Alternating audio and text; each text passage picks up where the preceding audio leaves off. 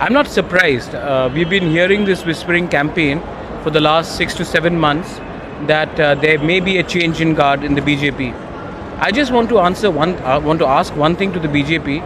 How will they go into the 2023 election saying that they have had 5 years of successful governance when they've removed the chief minister in the 4th year for some unknown reason? And I think that in the coming days you will see that there will be more fissures within the BJP. We are very confident if the elections are held tomorrow, we are ready to take on any political party, be it BJP, Trinamool, Congress or any other party, communist. But BJP as a ruling power will have a lot of problems in the coming days. We are waiting and watching, but we are ready on the ground. If the elections are announced tomorrow, we will fight it and we'll win. If the BJP comes with a concrete proposal, which is a constitutional solution for a demand of Greater Tripura land, we will talk about it. But if they don't, there's going to be no alliance with any political party until we don't have a constitutional guarantee for our people. Because Uttarakhand BJP has an organization. Big difference because in Gujarat, where they changed the chief minister, BJP has an organization.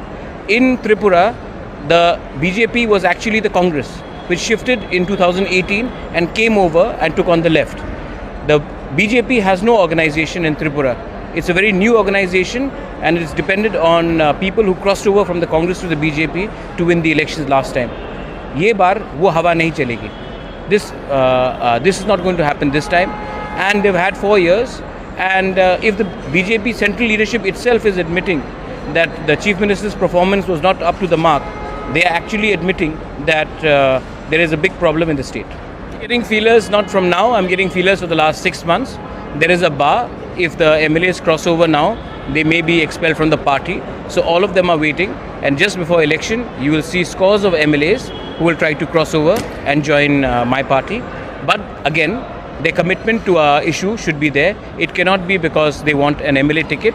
It has to be because they're committed to a constitutional demand of Greater Tripura land.